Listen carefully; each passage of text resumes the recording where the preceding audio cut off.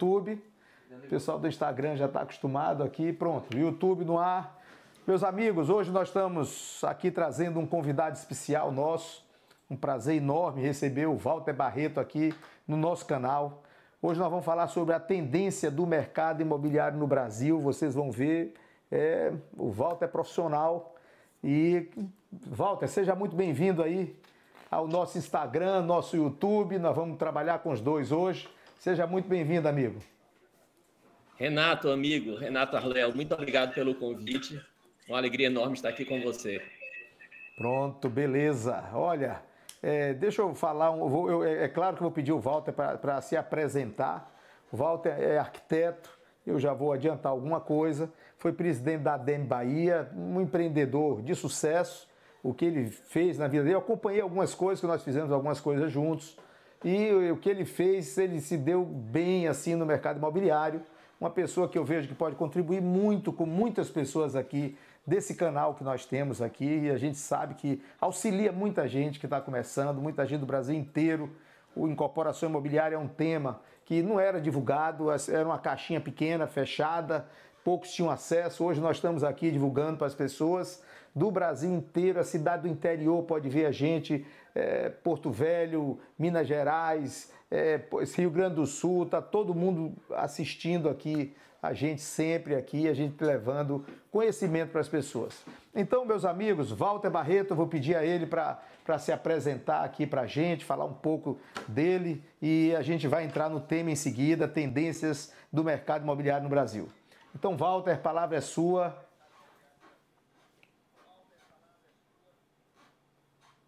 Boa noite para todos, boa noite, Renato, mais uma vez.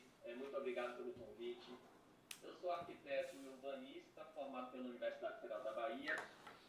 Depois eu fiz mestrado em desenvolvimento regional e urbano e tratei do tema economia compartilhada, focando no compartilhamento de carros e de habitação, tema que nos interessa. Agora eu faço doutorado também em desenvolvimento regional e urbano, tratando do combate à fome na visão do empresário. Eu fiz 11 empreendimentos, os maiores, inclusive, em parceria com o Renato. O último deles, o Shopping Paralela, um dos maiores shoppings aqui de Salvador. O empreendimento tem 120 mil metros quadrados de área construída.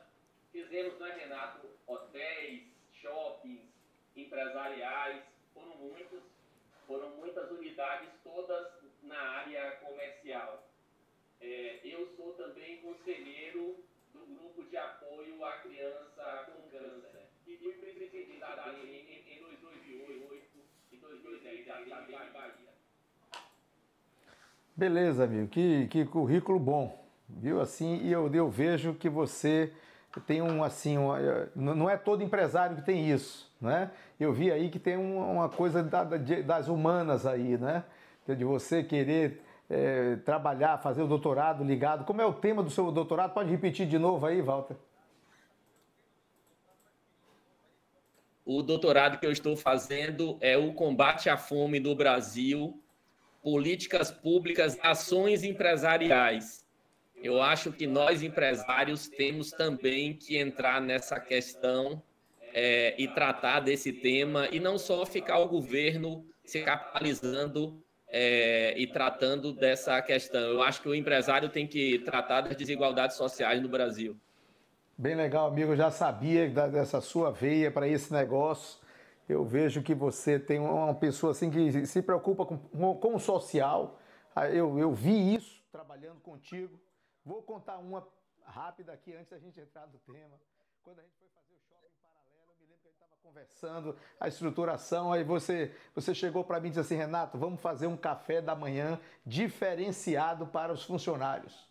Diferenciado. E você se lembra que nós tínhamos iogurte, nós tínhamos o café com leite, o pão, uma fruta, né? Então era um café da manhã diferenciado, e foi uma coisa que nós conversamos antes, e assim, e você deu essa sugestão, que é claro que eu acatei com muita boa vontade, porque eu também eu gosto dessa coisa eu vejo que a gente tem que contribuir com a nossa sociedade. É isso que nós estamos fazendo aqui agora, né? Trazendo conhecimento para as pessoas. Amigo, parabéns aí pelo teu trabalho que você vem fazendo.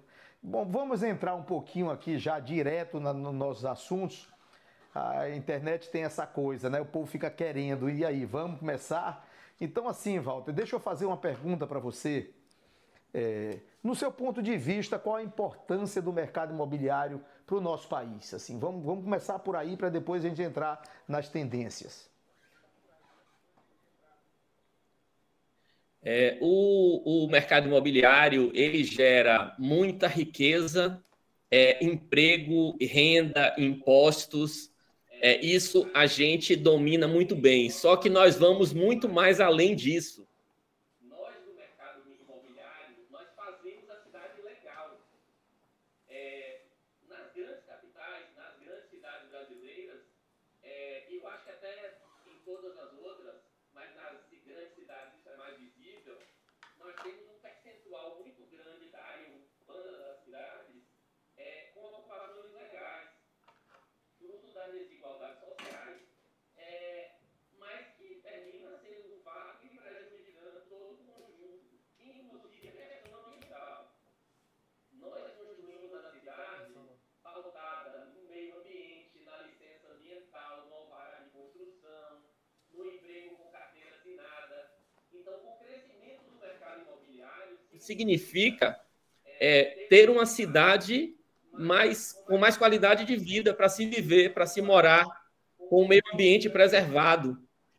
Por isso que a gente tem que defender que o mercado imobiliário ele atue em todas as áreas de renda, não só os imóveis de alto valor, mas também a habitação popular, porque a habitação popular feita pelas empresas do mercado imobiliário, elas atendem todos esses requisitos das habitações de alto luxo, coisa que não acontece quando o mercado imobiliário não atua na habitação popular, porque aí, faltando habitação, muitas vezes por um problema social, acontecem as invasões, que só faz prejudicar, de uma forma geral, todo o conjunto urbano, né? Então, o mercado imobiliário ele é fundamental para a qualidade de vida da população das áreas urbanas brasileiras.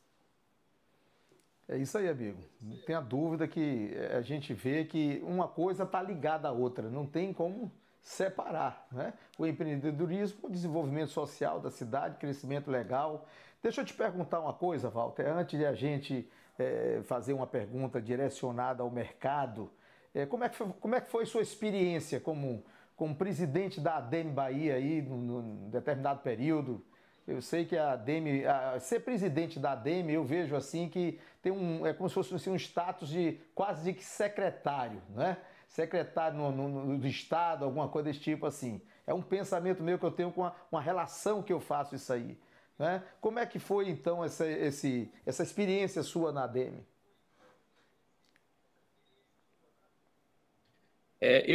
Renato, eu fiquei 8 anos na diretoria. Foram 4 anos como diretor, 2 como vice-presidente e 2 anos como presidente da ADEME Bahia.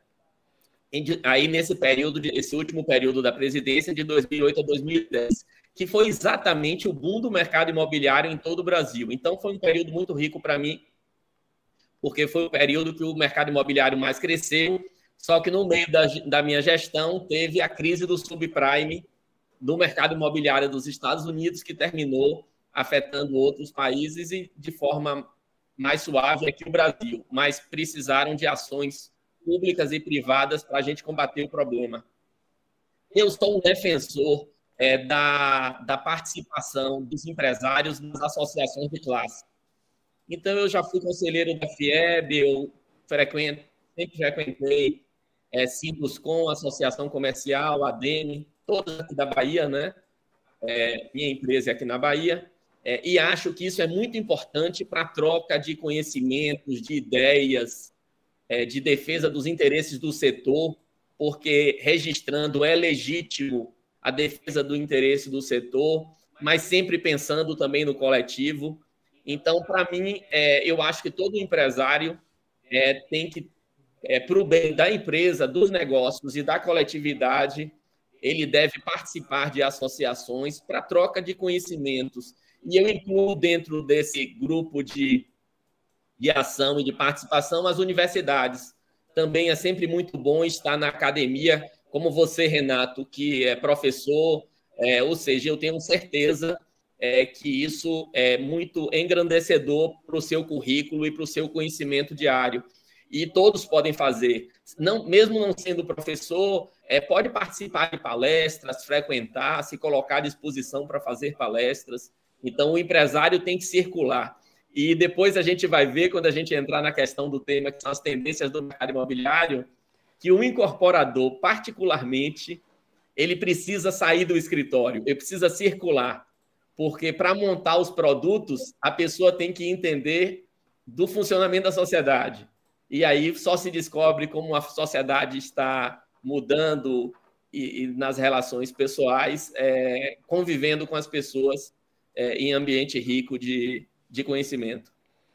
Olha, você falou uma coisa que eu venho falando aqui, falo sempre aqui nas lives, nos stories, para ser incorporador não dá para ficar só atrás de uma mesa. Né? Às vezes tem os teóricos, né? Fica só ali fazendo projeto. Assim, eu tive a oportunidade de fazer incorporação, de fazer obra, de participar de grupo, de fazer obra fora daqui. Então, essa dinâmica dá uma visão, né? Eu sei que você também é uma pessoa que nunca foi de ficar só atrás de uma mesa, você sempre foi para cima, sempre foi para buscar, conhecer, ia na obra também e fazia aquele movimento que deve ser feito para o empreendedor, não é? Walter, me diz uma coisa, com relação a tendências do nosso mercado. Tendência do nosso mercado, o que é que está acontecendo agora? E qual é a tendência do momento no mercado imobiliário? Como é que você vê, qual é a sua visão disso aí? Esse tema de tendências do mercado imobiliário me anima muito e eu gostei quando você me convidou para falar exatamente sobre isso. Porque duas áreas específicas da ciência e dos estudos, elas precisam ser aprofundadas para se chegar às tendências do mercado imobiliário. E aí, a primeira delas é a sociologia. A segunda é a economia. Então, antes da gente dizer qual é a tendência do mercado imobiliário, eu acho que é interessante, Renato, a gente falar como chegar no cenário. Porque o cenário pode ser diferente a depender do perfil da empresa, do interessado em fazer a incorporação, da cidade onde ele está, do público-alvo que ele quer atingir no empreendimento imobiliário dele. Então, a gente começando falando sobre a questão macro, como se chegar na tendência, depois a gente escolhe um perfil de cliente e aí foca as tendências do Brasil no momento. Veja só, uma questão que precisa se descobrir quando a gente quer definir a tendência do mercado imobiliário, eu definiria assim, a primeira pergunta é como as pessoas querem viver. Né? A gente precisa responder essa pergunta para começar a descobrir quais são as tendências. E isso é uma pergunta da sociologia, respondida pela sociologia. Quer ver outra questão, Renato, que eu acho muito importante para a gente definir o produto? Qual o formato das novas famílias? Qual o formato das novas famílias? As famílias do século XXI são parecidas com as do século XX ou mudaram completamente? No século XX era normal um casal se separar, era normal um jovem sair de casa ainda estudante e ir morar sozinho. Talvez não tivesse um percentual tão alto de pessoas como tem hoje. Quer ver uma outra questão interessante? É como as pessoas querem trabalhar. Isso a gente precisa responder para montar um empreendimento imobiliário, porque depois da pandemia o trabalho online mudou completamente o cenário e isso impacta no produto, na planta do imóvel. Como as pessoas querem se locomover? A gente precisa responder isso para também montar o negócio ou definir a localização do empreendimento, principalmente depois da economia compartilhada, tema que eu falei para vocês que eu estudei no meu mestrado. Eu estudei o compartilhamento de carro e de habitação porque o carro, o transporte, tem uma influência enorme na montagem do produto do mercado imobiliário. Porque se você definir que o perfil do seu cliente, ele, por exemplo, não quer ter carro, o endereço vai ter que levar essa informação, que é preciosa, em consideração. Quer ver outra questão que é muito importante para a gente definir o produto? É como as pessoas querem consumir. Como as pessoas querem consumir. Aonde elas querem consumir? Elas querem acessar o comércio andando ou elas topam se deslocar de ônibus, metrô ou carro para um shopping, para um comércio mais distante? Então, para se definir as tendências do mercado imobiliário, a gente tem que, na sociologia, responder essas perguntas. Só que não para por aí. O produto também, ele depende muito da capacidade de pagamento do cliente. Aí entra a economia. A gente precisa perguntar, para definir um produto, se o PIB do país ou daquela região que você vai lançar um empreendimento está crescendo e vai continuar crescendo. A gente precisa perguntar se a taxa de juros para o financiamento imobiliário está alta ou está baixa. Por quê? Porque mais de 90% dos imóveis no Brasil são vendidos com financiamento. A gente precisa perguntar se o cliente que eu escolhi para vender o imóvel, se aquele perfil, se aquele grupo de clientes, se eles estão tendo aumento de renda ou não. Então, quando a gente responde essas perguntas e outras que a gente pode criar aqui junto, a gente define as tendências e define o produto que interessa a gente. Então, a incorporação imobiliária, ela sai da engenharia somente, que é fundamental para o negócio, que é a obra, que é o item de maior custo do orçamento, mas passa o espaço da engenharia e da arquitetura e vai para a economia e para a sociologia na hora da montagem e definição do produto. Essa é a riqueza do mercado imobiliário. Eu acho que é a maior riqueza do mercado imobiliário. E aí, Renato, a gente volta para o que a gente estava falando antes. Por isso que você circula, você é professor universitário, você está sempre pesquisando e o seu sucesso, basicamente, vem muito dessa sua capacidade de estudar e de pesquisar e de circular, porque assim você adquire conhecimento não só de engenharia, mas conhecimento também de economia e de sociologia. Daí a gente chega nas tendências. É isso mesmo. Eu digo sempre que montar um negócio imobiliário, quanto mais conhecimento a pessoa tem, de forma geral, eu diria assim, melhor ele enxerga o que pode acontecer no negócio dele, né?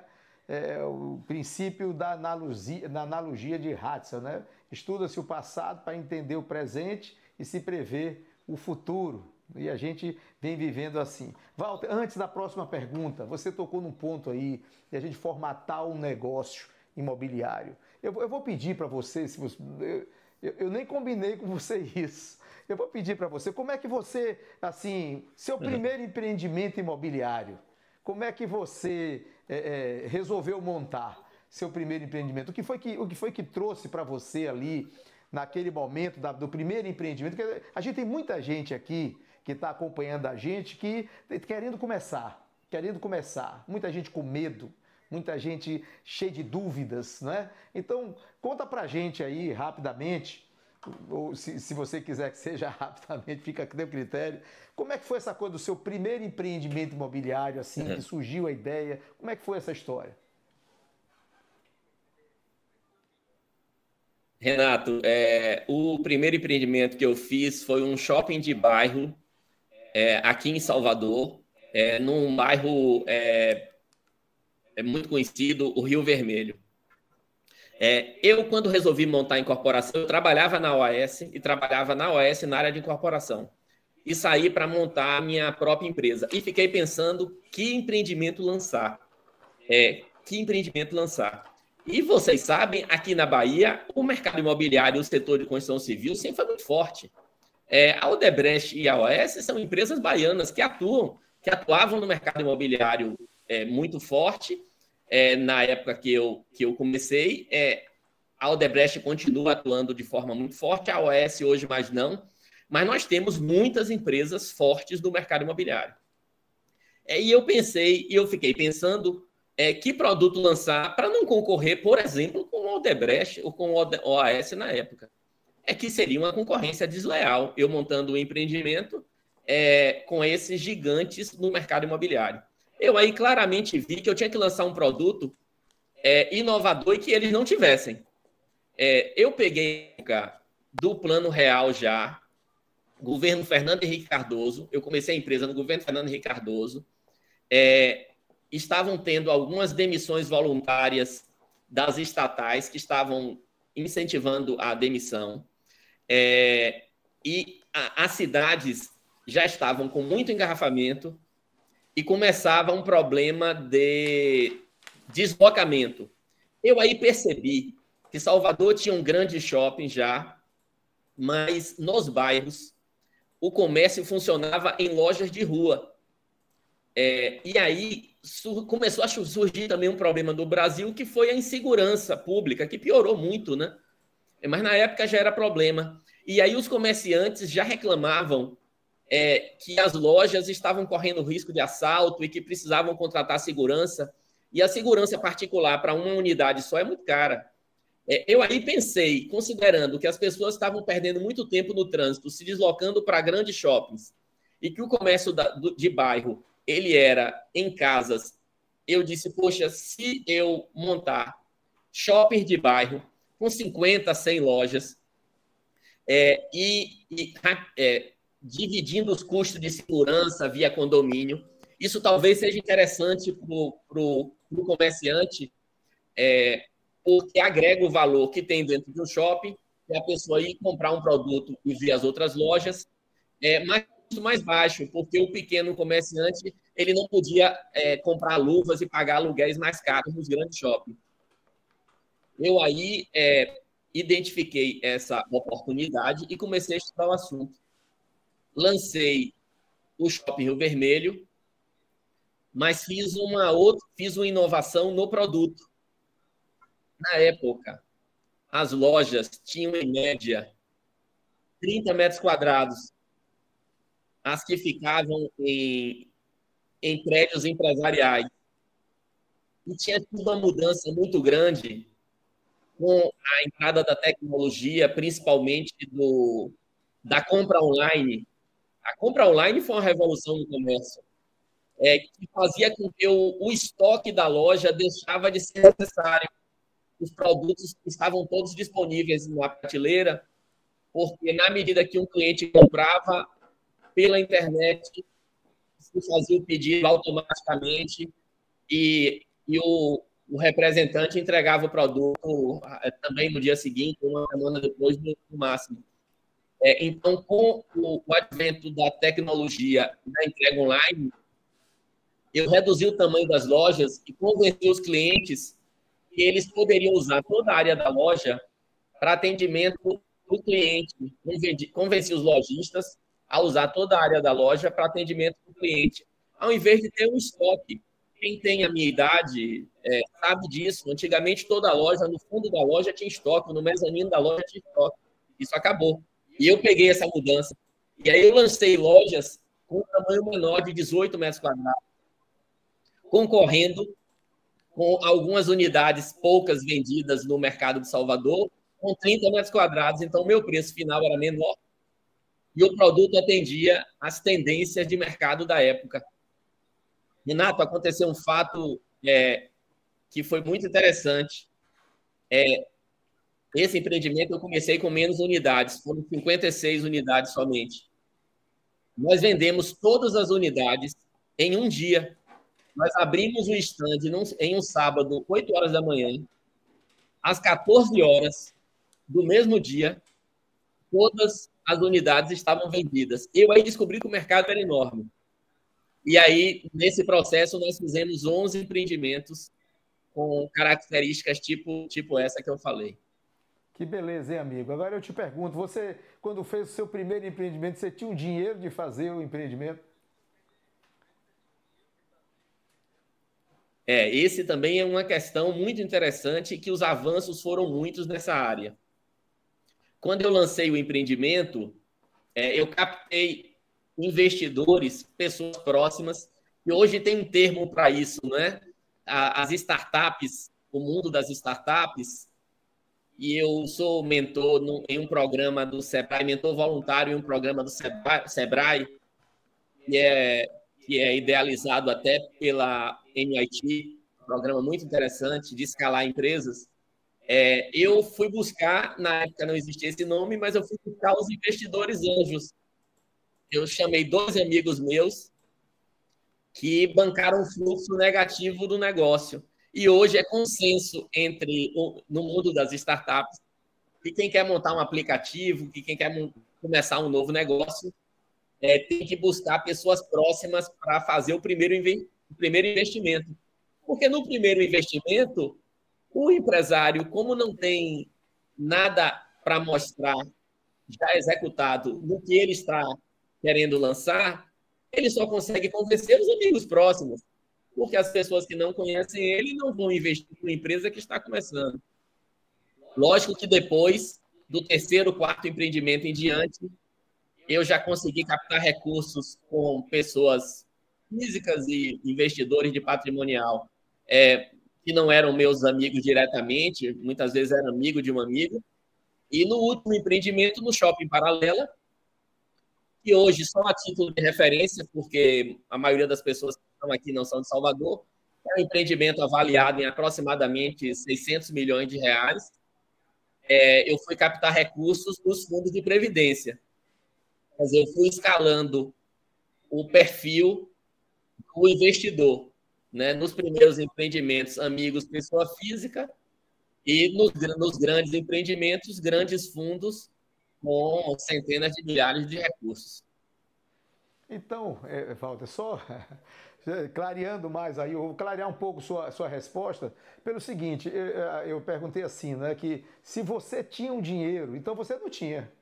Você criou o negócio, é o que eu venho falando aqui, que o empreendedor, né, o empreendedor, ele não precisa ter o dinheiro no bolso dele. Ele precisa ter uma expertise de montar um negócio como você montou, não é? Criou a possibilidade de chamar alguns investidores próximos seus. Eu venho aconselhando isso o tempo todo aqui, né? Chama 1 ou 2 para pagar alguma coisa ali e cobrir alguma coisa. A pessoa não precisa necessariamente ser uma pessoa rica para começar, né? Eu acho que quando você começou, quando eu comecei do zero. Eu digo a você, eu sou filho de professores, né? Meus pais eram professores, então eu vim aqui para Salvador. O primeiro lugar que eu fiquei foi um pensionato, né? Pegava ônibus, fazia continha do ônibus. Depois eu fui fazendo um empreendimento pequeno, uma casa. O meu primeiro empreendimento imobiliário multifamiliar foram 4 unidades de 47 metros cada um. Eu fui fazendo, né? Fazendo patrimônio, fazendo para vender, e ao mesmo tempo prestando serviço, trabalhando para os outros, e aquela luta ali que eu sei como é que foi, né? Então, assim, prova viva, né? O Walter Barreto começou com o expertise dele do negócio, começou com expertise, ele criou, inovou um negócio imobiliário na época, mostrou aí para nós bem legal, isso vai contribuir com muita gente, Walter. Amigo, vamos falar um pouco agora voltar às tendências de mercado. O que é que deve acontecer nos próximos anos, assim, para frente? Vamos ver um pouco mais na frente. Você falou do que está acontecendo hoje. E mais na frente, como é que você vê isso aí? O que é que vem acontecer nos próximos anos? Isso.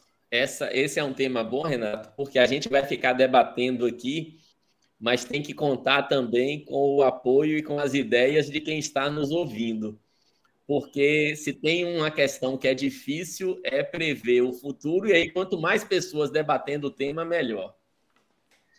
Eu comecei falando lá atrás, que a gente tem que, para montar o produto, tem que analisar a sociologia e a economia.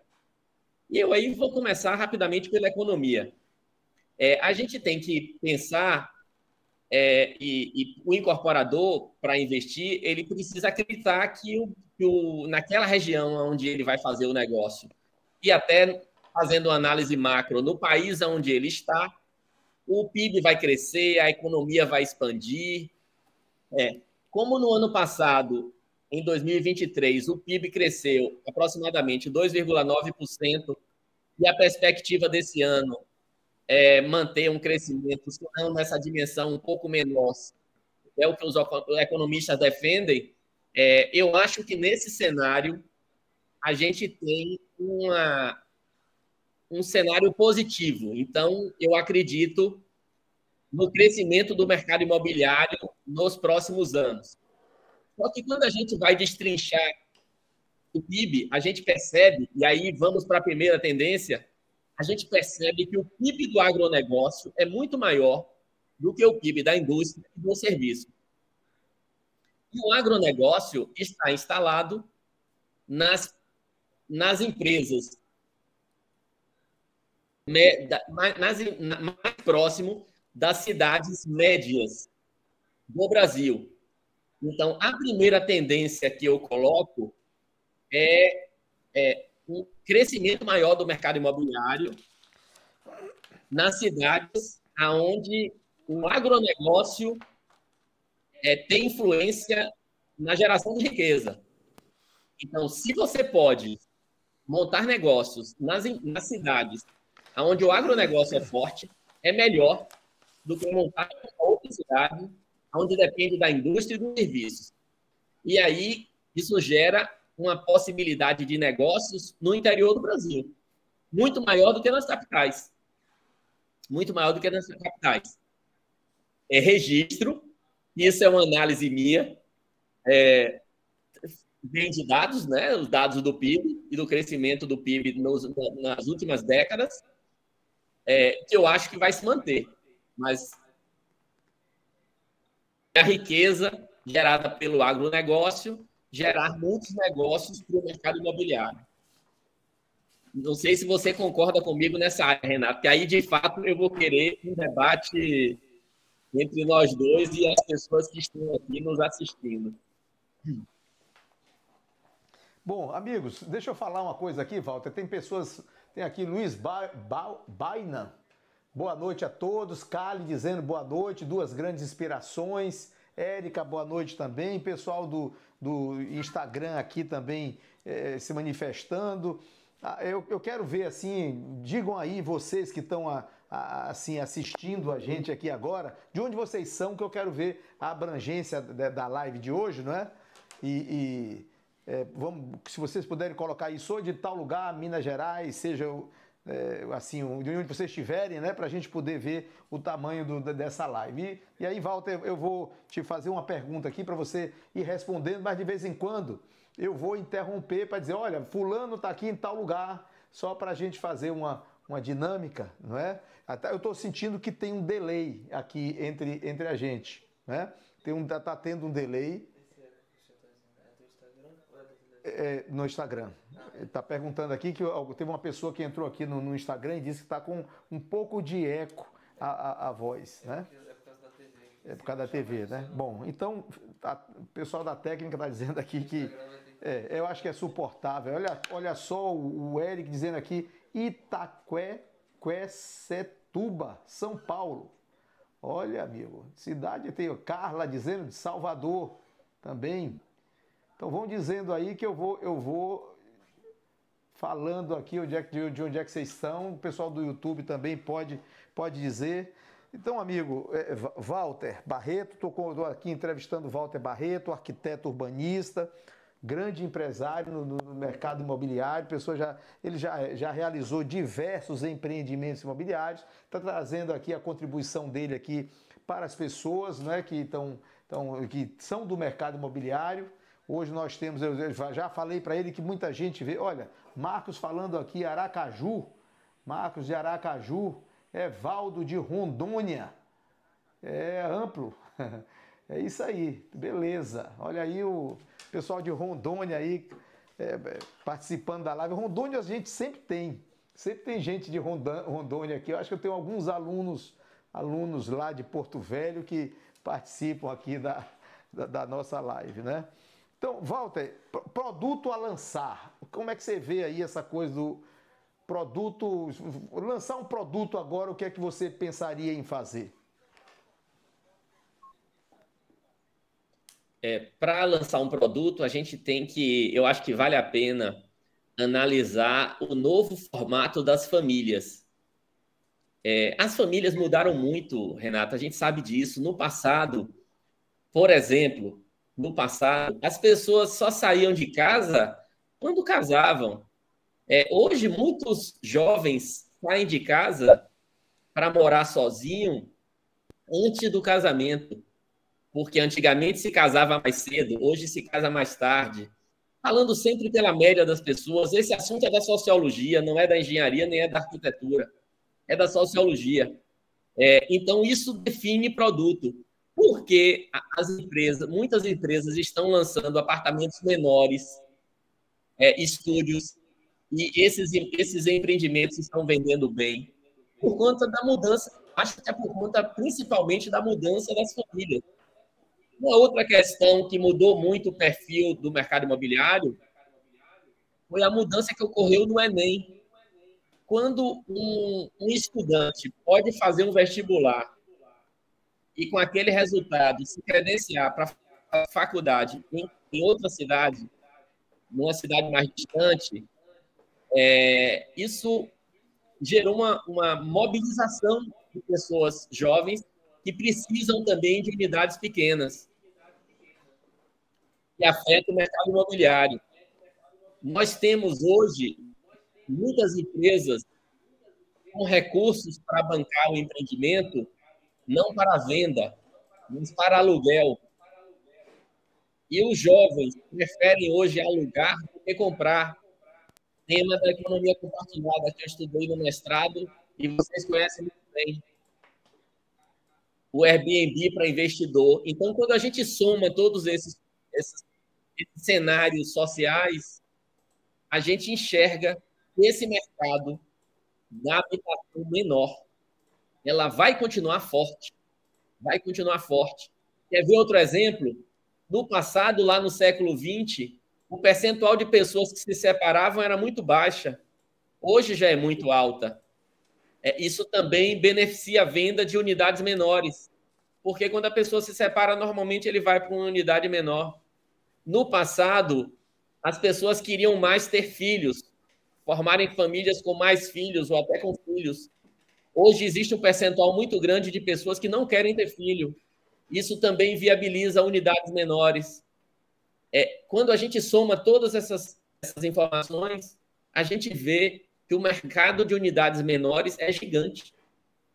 É gigante. E eu acho que tem que continuar sendo explorado. Só que aí eu boto um ingrediente no cenário, que é o trabalho online. Será que a unidade menor é o estúdio? Porque no trabalho online, em alguns momentos, e na maioria dos momentos, a gente precisa ficar numa sala sozinho, sem barulho, como nós estamos aqui, né, Renato? Num espaço único, fechado. E aí, se moram duas pessoas numa habitação e os dois forem trabalhar online, por exemplo, o estúdio já não viabiliza. Será que o trabalho online não vai pegar essa unidade pequena e fazer com que ela deixe de ser um estúdio e transforme ela em um quarto e sala, ou num espaço com gabinete para viabilizar o estudo e o trabalho online? Veja que a gente vai colocando questões da vida do cidadão e parece até que eu estou falando da vida do cidadão, mas eu estou falando de um produto imobiliário. Eu não estou falando só da vida do cidadão, eu estou tentando chegar no produto imobiliário com você, Renato. Então, quer ver uma outra questão, Renato, que eu acho bem interessante? Os jovens hoje não querem mais ter carro, preferem morar prefere usar o Uber e o transporte coletivo de qualidade, lógico, que aí é o metrô. Então, esses empreendimentos, se forem feitos nas grandes cidades, tem que ser feito onde? Nas linhas de metrô, perto das estações. E, de preferência, sem garagem. Porque o cidadão não vai querer pagar por uma garagem. E, Renato, você sabe mais do que eu, porque entende tudo de orçamento de obra. A garagem custa muito caro. A garagem custa caro. Ele não vai querer pagar uma garagem se não for usar. Olha que a gente está montando um produto, né? Será que não era melhor ele comprar um quarto e sala sem garagem do que um estúdio com garagem? Porque o espaço do estudo e do trabalho online não é mais importante do que um espaço para estacionar, porque muitas vezes ele não vai querer ter um carro. E a gente vai caminhando para um produto que está no mercado e que vai continuar muito forte, que são os apartamentos pequenos, em áreas centrais, perto do metrô, mas que eu acho que ainda falta o espaço do online bem definido, pode até ser compartilhado no prédio, nas áreas comuns, salas pequenas, de 6 metros quadrados, 9 metros quadrados, com ar-condicionado, para a pessoa descer, alugar, trabalhar, se não tiver espaço no apartamento dele. E o acesso para o Uber mais fácil. Eu vejo também que os empreendimentos imobiliários, eles não estão se preocupando tanto com o carro que chega, o Uber que chega, para receber o cliente, considerando que a gente tem um problema de segurança grave. Então, eu vejo vários lançamentos onde a pessoa tem que sair do empreendimento ou ficar até muito próximo da guarita, que em determinadas regiões é arriscado, e não mais recuado, com um sistema de câmeras, para ele perceber que o Uber está chegando e só se dirigir para o limite do terreno na chegada do Uber. Então, eu acho que os empreendimentos imobiliários vão continuar em grande quantidade e com muito mercado, e que é uma tendência para mim. Esses empreendimentos menores, só que focando, precisa se estudar mais o trabalho online e o transporte com Uber. Amigo, você vem falando aí algumas coisas que a gente vem tratando já há um tempo aqui. Mas antes de entrar fazer algum comentário, olha, o Marco Cerqueira está dizendo aqui que as pessoas não estão ficando no Instagram porque está dando retorno no Instagram. Eu fixei aí, eu quero avisar as pessoas do Instagram, está fixo aí o endereço do YouTube. Porque essa live de hoje é uma live que vai ficar gravada no YouTube. Tem gente botando aqui muito interessante. O Caio está dizendo aqui muito interessante. Tem gente dizendo aqui que é de Lauro de Freitas. Então, assim, o que eu aconselho é vocês que estão... Eu coloquei o Instagram mais para puxar vocês para o YouTube. Né? Depois eu vou colocar o link do YouTube também. O YouTube está com a imagem boa, está com o som muito bom também. Vocês que estão aqui no Instagram, eu acredito que algumas pessoas já migraram para o YouTube, vocês podem migrar para o YouTube também. E fiquem tranquilos, vocês que estavam aqui no Instagram, não estavam sabendo, está tendo esse eco aí, não estavam sabendo que nós estamos aqui, principalmente fazendo a live no YouTube, vocês vão ver gravado o que foi até aqui, né? E daí, olha, a Carla botando aí, excelente, já estão entendendo o recado. Então, assim, vocês quiserem migrar para o YouTube, vocês podem fazer isso aí, né? Quero dizer que as perguntas estão abertas também, se vocês quiserem fazer alguma pergunta, porque nós já estamos aqui com quase uma hora de live, né? Então, se vocês quiserem entrar aí e fazer pergunta para a gente, tanto no YouTube como no Instagram. No YouTube é melhor, como eu estou dizendo, porque a imagem está melhor, o som está bom também. Foi uma ideia que eu tive de colocar o Instagram aqui, prestigiar o Instagram. Aí eu conversei com o Walter e digo, vamos botar o Instagram aqui também para a gente dar uma chamada para as pessoas, né? Prestigiar as pessoas do Instagram também. Mas vocês fiquem à vontade aí para irem para o YouTube, que vai ser melhor. Walter, vamos falar um pouquinho a gente tem chamado muito, eu comecei a falar isso aqui, já tem uns 3 anos que eu venho falando isso aqui, que é os nanoimóveis, né? Olha aqui, já tem uma pergunta do Caio aqui, mas... daqui a pouco eu passo para você a pergunta dele. Vou passar para Walter Barreto, viu, Caio, tua pergunta. Então, assim, a gente vem falando dos que a gente chama de nanoimóveis, né? Você falou aí. imóveis de 10 metros quadrados. A gente sabe que tem empresas de São Paulo que estão bilionárias com isso aí. A Vitacom é um exemplo de uma. Eu gosto do estilo deles de trabalharem, né? Trabalham com smart, com inteligência, né? Olha aí, eu falei do YouTube, então foi um monte de gente para lá, para o YouTube agora. Olha lá, o Luiz Bainan, Campo Grande, Mato Grosso do Sul, Marco Cerqueira, cheguei agora sim. O Marco estava agoniado aqui, porque estava ele acompanhando desde o início aqui, querendo ouvir, né? Mas que bom que você chegou, então o YouTube tá legal para vocês. Mas tá aqui o Caio. Caio, se você for para o YouTube fica melhor, mas vou ler sua pergunta aqui para o Walter Barreto, né? Qual a visão sobre o futuro do centro de São Paulo, visto o projeto Requalifica? Aí a pergunta do Caio aí para o Walter Barreto.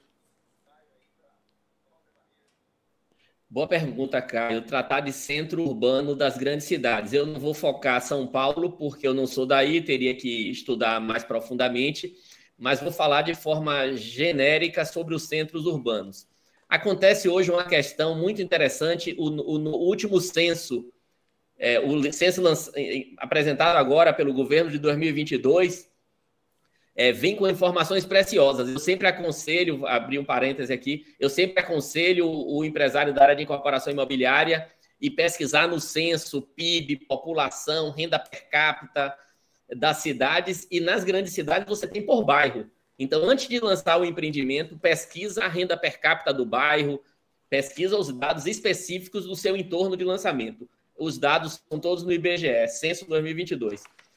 Falando do centro, aconteceu um negócio, dos centros das grandes cidades, aconteceu um negócio muito interessante no censo, os dados que vieram, é que as grandes cidades, elas não estão tendo grande aumento de população. Salvador, é onde eu moro, teve uma redução de população de 9%. Isso é um dado riquíssimo para o mercado imobiliário.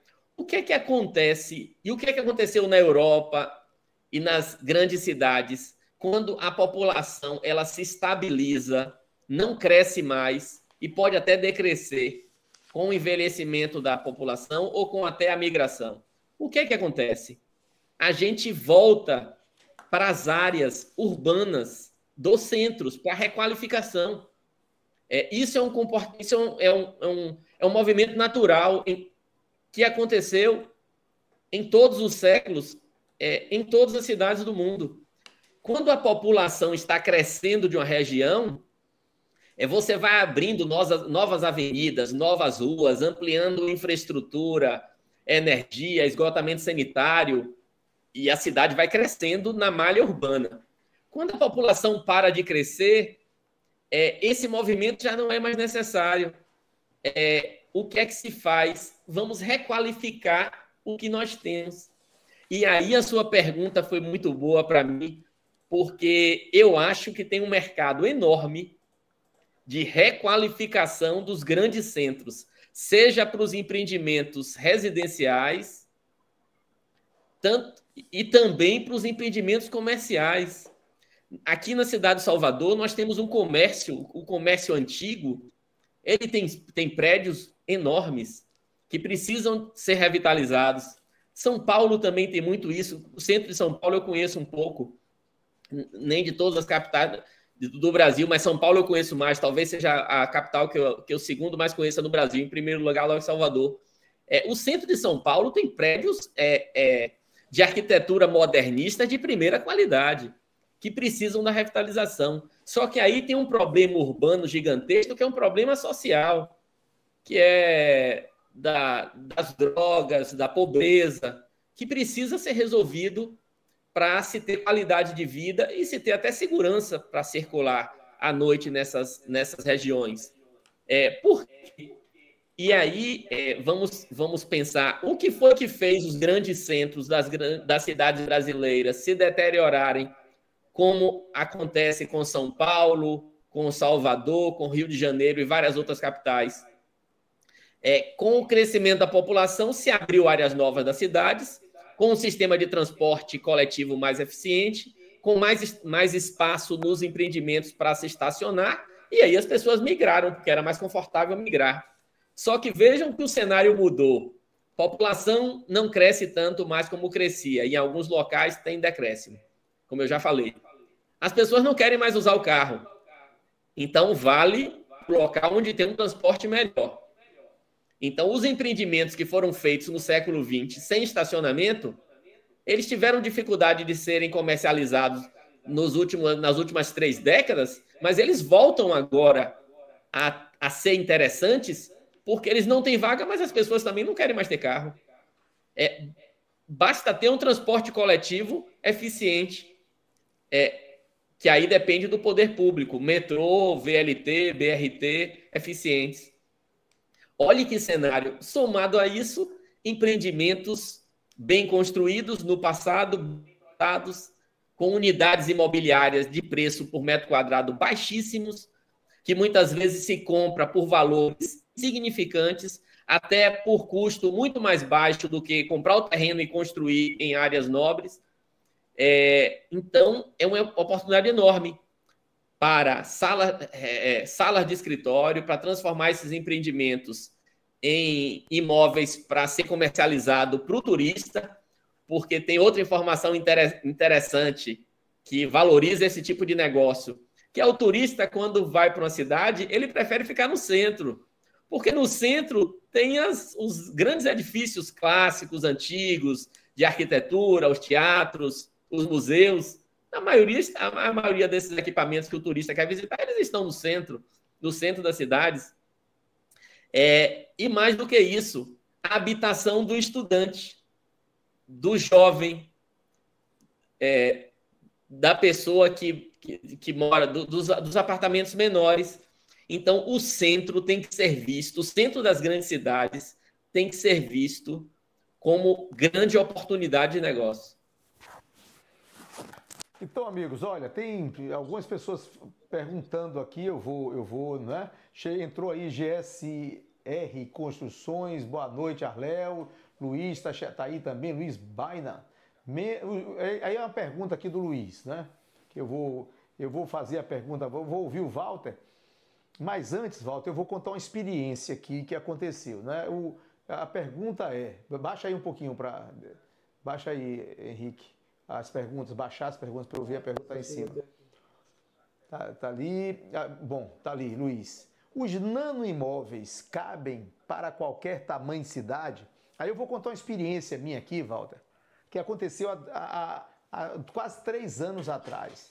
Quase 3 anos atrás. Então, eu tive um aluno, ele continua na nossa plataforma, mas ele agora já está no 4º, 5º empreendimento imobiliário, então ele não precisa mais estar me acompanhando tanto, ele fica pegando só a novidade ali.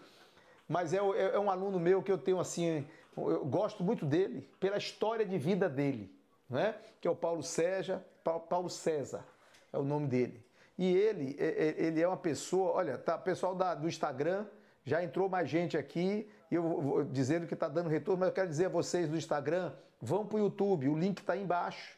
Né? No YouTube a imagem está boa, no YouTube o som está muito bom também. A gente deixou aqui só para pescar vocês, para jogar no YouTube, para assistir a live da gente que está acontecendo no YouTube. Inclusive, a live que vai ficar salva não é essa do Instagram. A live que vai ficar salva é a live que está no YouTube. Nós estamos falando lá, o link está aí abaixo. Vocês podem clicar no link e ir para o YouTube. As pessoas estão gostando, então vale a pena. Então, amigo, contar a história do Paulo César. Paulo César, Walter, ele é nível médio. Ele é um nível médio. O pai dele é um mestre de obra. A mãe dele trabalha em residências para pessoas, né? Pessoa muito simples. E ele fez a formação comigo e começou a fazer o empreendimento. Uma namorada dele emprestou um dinheiro para ele. Eu até perguntei para ele mais adiante, ele disse assim, você pagou o dinheiro da sua namorada? Ele, paguei o dinheiro dela, porque ele terminou o namoro com ela, mas pegou o dinheiro e fez o primeiro empreendimento imobiliário. E ele fez o empreendimento imobiliário, se deu bem, seguindo o que a gente, nível médio, se deu bem, foi para o 2º empreendimento, se deu bem, foi para o 3º empreendimento, se deu bem. Aí ele entrou numa live, ele estava com uma dúvida, Eu estava naquela época falando sobre nanoimóveis, aí ele entrou na live e perguntou, na live, professor, nanoimóvel no interior, eu estou aqui no interior, estou querendo fazer um nanoimóvel, o senhor acha que vale? Isso há 3 anos atrás. Aí eu disse assim, olha, amigo, eu conheço assim, essa história de nanoimóvel está muito ligada à capital, São Paulo, cidade grande. Então, eu acho que, assim, se a pessoa quiser fazer, tem que, é arriscado, né? Cada um assume. Eu acho que é um produto, eu estou dizendo o que eu disse na época. Eu disse, eu acho que é um produto para cidade grande. Aí deixei aquele conselho para ele. Quando 6 meses depois, ele entra em contato comigo. Professor, lancei um nanoimóvel no interior, cidade pequena. Vendi tudo em 2 meses. E ele fez algumas unidades. Ele mostrou a foto do prédio. Bom. Tinha alguns andares ali, o prédio. Ele fazendo prédio já. Ele hoje já deve estar fazendo prédio com elevador. Esse nanoimóvel tinha elevador já. Imagine. Eu, na época, se ele fosse seguir o meu conselho, eu costumo dizer as coisas que eu faço de errado também. Eu não só conto vantagem, não. Né? Ele não me ouviu e se deu bem. Né? Ele não me ouviu, se deu bem, fez um nanoimóvel no interior. Né? Edson, perguntando aqui, está duplicando a voz. Edson, está o link do YouTube aí embaixo.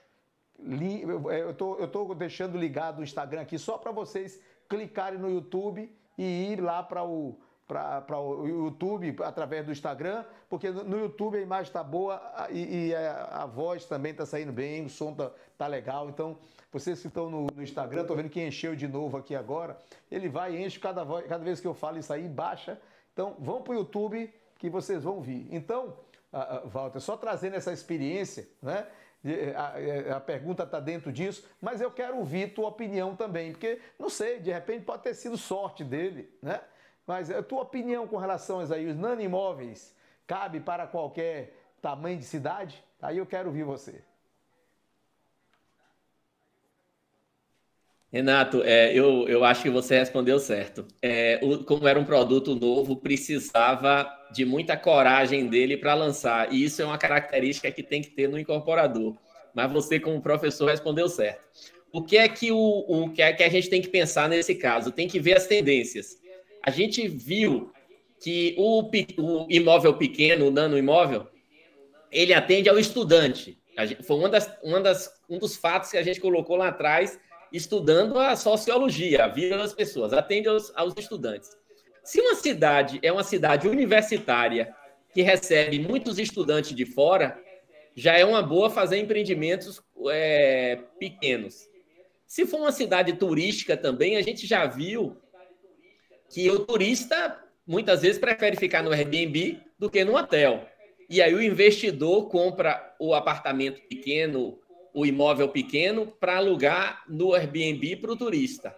Então, se a cidade é turística, ela pode ser pequena, ela pode ser média. Se ela tem vocação turística para o turismo, ela comporta empreendimentos com unidades pequenas. E a outra questão é a atividade econômica. Então, se ela é uma cidade que tem uma atividade econômica, a exemplo do agronegócio que nós conversamos no início da nossa conversa aqui, imagine a quantidade de pessoas, os representantes, os fornecedores das empresas do agronegócio, que precisam ir para lá, passar alguns dias para fazer negócios. Isso também é muito importante ser analisado no mercado imobiliário. Então, se a cidade tem características, se a cidade é uma cidade pequena ou média, mas tem características dessas que eu falei, turismo, universidades e atividade econômica forte, tem espaço sim, tem muito espaço para o imóvel pequeno que a pessoa vai usar por temporada, porque aí o investidor compra e aluga para essas pessoas. É isso aí, amigo. Isso aí é o LIP se manifestando aí. Amigos, se vocês quiserem fazer pergunta, pessoal do Instagram, eu deixei o Instagram ligado só para colocar o link do YouTube aí para vocês, porque quando boto os dois assim, YouTube e Instagram, o som de um não fica muito bom. A gente tá dando prioridade aqui ao som do YouTube e a imagem também, não é? Marcos Cerqueira. Olha aí o Marcos Cerqueira perguntando, uma pergunta aí, vou passar para Walter. Vamos lá. Gostaria de construir casas mais acessíveis. No entanto, os lotes do condomínio são unifamiliares e gasto muito tempo com o processo de liberação da obra. Assim sendo, tenho que fazer muitas unidades.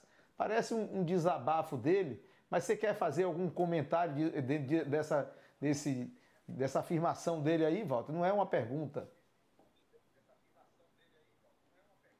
Isso. Eu acho, Renato, que o Lippe estava defendendo a incorporação no centro das cidades. Eu acho que ele falou que tem a Sala São Paulo, tem a Pinacoteca, tem o Teatro Municipal.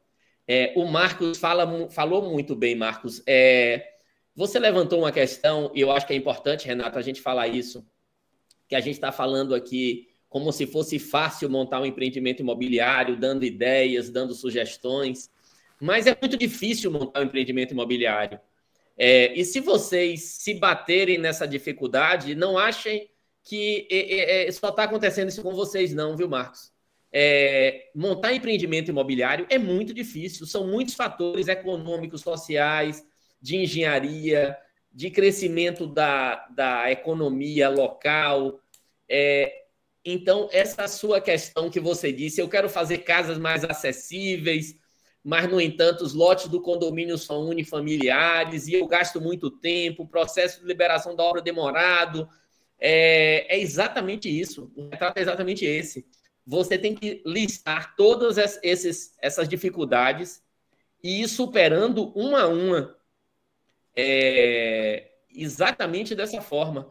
As prefeituras têm muita burocracia, as licenças ambientais muitas vezes são demoradas, não se pede da hora quando a gente entra no processo toda a documentação, aí você fica sempre tendo demandas novas. Muitas vezes, com a demora da aprovação, você perde o momento do lançamento, se é numa região que você precisa lançar no verão, por causa de um mercado específico, você está na beira de uma praia, e aí você só pode lançar um ano depois. Então, o mercado imobiliário é uma atividade difícil. O Marcos Cerqueira está certíssimo, mas o que eu queria lhe falar é que não pode desistir, porque sendo uma atividade difícil, o que é que acontece na prática? Se você pegar o cenário de empresas que tem na área de incorporação, elas são muito poucas para a dimensão do nosso país, com 203 milhões de habitantes. Então, essa largada é difícil, montar empreendimento é difícil, mas quando a pessoa descobre um filão de mercado em uma determinada região e replica 1, 2, 3, 5, 10 empreendimentos com aquela característica, o resultado financeiro é muito alto, porque os negócios são de valores milionários. Então, não desiste, traça o seu objetivo, define o produto e vai para o mercado. Como você falou de lote especificamente, eu acho, Renato, que eu sei que você já falou isso muito nas suas aulas, a gente até já conversou outras vezes. A incorporação, ela trabalha muito com o terreno permutado. Então, se você está com dificuldade de definir o lote para fazer o seu empreendimento, tente montar alguma parceria com alguma pessoa que tenha um lote e que aceite ser seu sócio no empreendimento, trocando por área construída no local, porque aí você já supera essa questão da largada com uma parceria no terreno e não comprando. E aí, quando você monta uma parceria e não teve que pagar o preço do terreno, você já a licença demorar um pouco também, isso não significa prejuízo financeiro, porque você não teve que botar o dinheiro no terreno e aí fica contando ali os juros negativos porque você não está tendo aplicação. Na parceria, você não compra o terreno, se atrasa um pouco todas as licenças, você administra melhor. Então, Marcos, segue em frente aí que vai dar tudo certo. É isso aí. Fazer só alguns comentários aqui, Walter, que eu acho que vale a pena. Na formação completa Construindo para Vender, a gente trata o assunto desde a ideia do negócio até a entrega das unidades habitacionais. Nós temos um fluxograma que a gente segue passo a passo e cada passo a gente aconselha, não é assim, que se a pessoa seguir aqueles aconselhamentos, ele vai ter menos trabalho, menos problema lá na frente. Pode agilizar algumas coisas, porque imagine o seguinte, imagine que você sabe que, como o Walter disse, montar uma incorporação, o primeiro negócio, eu sempre digo isso nas minhas aulas, é um garimpo, Mas também, se fosse fácil, né? Todo mundo fazia, todo mundo era rico, todo mundo era milionário. Às vezes eu vejo algumas pessoas mostrar mala de dinheiro, eu não faço isso na internet. Eu digo sempre o seguinte, eu ensino a trabalhar. É trabalho, tem que suar, não é uma coisa fácil, a pessoa tem que suar para ganhar dinheiro. Agora sim, o passo a passo que a gente tem, por exemplo assim, na hora que vai comprar o terreno, a gente dá alguns aconselhamentos. Terreno muito cheio de vegetação, olha, evita. Se você quiser uma coisa rápida para primeiro negócio, evita. A gente dá a relação de documentação que a pessoa tem que verificar antes mesmo de fazer a viabilidade econômica, para não perder tempo, né? Então, olha, quer permutar, eu sempre digo, Walter, que a permuta, a subrogação diária, é o melhor negócio do mundo para quem vai incorporar, porque ele não desembolsa aquele dinheiro. E o terreno fica na metade do preço para ele, porque ele troca por 2 unidades de 300 mil, mas ele não vai gastar 300 mil para fazer cada unidade, ele vai gastar 150. Então ele gasta 300 mil em 600 mil no terreno, gasta metade do valor. É o melhor negócio para o incorporador e para quem compra também, para o terrenista também. Por quê? Porque o terrenista está entrando no negócio no lançamento. Aquele valor daquele imóvel ali, às vezes dobra, 1,5 vezes até o final, dependendo do negócio. Eu já vi negócio imobiliário dobrar. Eu participei de tem 2 anos, que eu vi um loteamento, começou um lote de um tamanho, de valor, depois dobrou. O dono queria era recomprar quem estava devendo para poder vender de novo, que era mais vantagem para ele pagar o reajuste do que deixar o terreno na mão da pessoa, né? Então, assim, existem situações, a pessoa vai comprar um terreno, é um espólio. Eu digo, olha, evite. Se tiver um vulnerável, desista. Não entre. Você tem muito terreno para... vou comprar um terreno, mas acontece que o terreno tem isso, tem aquilo. Para primeiro negócio, não compre dificuldade. Procure o caminho da facilidade, que dentro de toda essa situação que é o custo Brasil, a problemática que nós temos de enfrentar para fazer um empreendimento imobiliário, se você segue um checklist, você ouve quem está mais na frente, quem já passou por muita coisa. Isso vai facilitar muita gente. Quando eu comecei meu primeiro empreendimento imobiliário, eu não sabia nem aprovar o projeto. Eu fui aprender. E a maioria dos estudantes que saem da faculdade, a faculdade não ensina a ser empresário. A faculdade brasileira, ela ensina a pessoa... Hoje, uma ou outra está trabalhando isso. Mas ainda é vamos dizer assim, prepara pessoas para fazer concurso.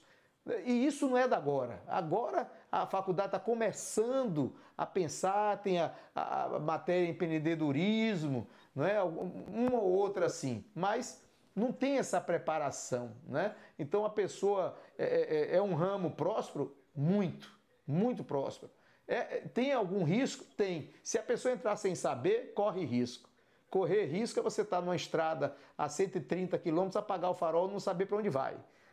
Mensurar o risco é diferente. Quando você mensura o risco, você faz a viabilidade econômica, você estuda a viabilidade jurídica para ver o tempo de negócio, você faz a viabilidade mercadológica, você mensura, você sabe quanto é a possibilidade daquilo dar errado, porque você mensurou, você estudou o negócio. Seguir o passo a passo evita muito transtorno na vida, não é? do empreendedor. Então, é isso aí, Toninho. Diga Renato, aí, comentar alguma coisa? Eu queria comentar o que você falou. Eu conheço o Renato já há muitos anos, há décadas que a gente já fez negócio juntos, né, Renato? Vários empreendimentos, empreendimentos grandes. O Shopping Paralela, por exemplo, 120 mil metros quadrados de área construída, os maiores shoppings de Salvador. Renato é professor nato, especialista em planejamento de obra. Tem vocação para ensinar e gosta de estudar. Quando o Renato montou essa rede social para ensinar vocês a fazerem obra, empreendimento imobiliário, eu fiquei muito feliz. e já falei com ele pessoalmente várias vezes e não tinha tido a oportunidade de falar publicamente. Renato é um profissional competentíssimo, está no lugar certo para orientar vocês a montar um empreendimento imobiliário. Parabéns a você, Renato, e a quem te segue. Agradeço, Walter. Quero dizer que assim, é recíproco isso aí, essa admiração que eu tenho por você como empresário, como história de vida.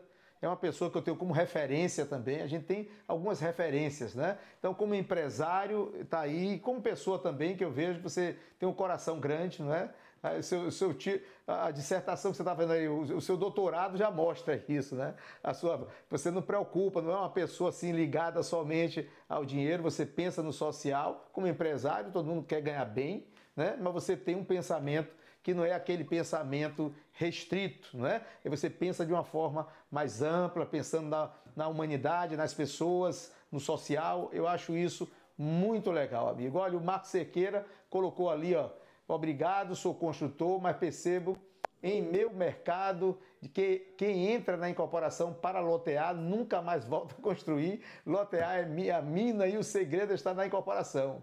A mina e o segredo está na incorporação. Olha, eu quero dizer só para o Marcos, o condomínio fechado desde 2022, se não me falha a memória, 27 de junho de 2022, que loteamento, condomínio fechado é considerado incorporação imobiliária pela Lei 14.382. Então, se você quer fazer loteamento, para você é vantajoso, porque depende do perfil da pessoa. Tem pessoa que quer construir, fazer o prédio, ganha muito também. O Walter, eu não sei se ele fez loteamento, mas ele ganhou bem aí fazendo empreendimentos imobiliários, né? Se você achou seu veio, é bem legal. Mas eu quero dizer para você que para você chegar no loteamento agora você tem que passar pela incorporação imobiliária. Então a formação completa Construindo para Vender vai te fazer bem também nesse ramo de negócio que você agora, pela Lei 14.382, tem que atender a 45.91.64, que é a lei da incorporação. Então você continua pertencendo a nosso grupo, viu, Marco? Seja muito bem-vindo aí. Olha aí, tem que aprofundar mais. Aprofunde, chegue junto, que a gente aqui aprofunda o tanto necessário para vocês preparar.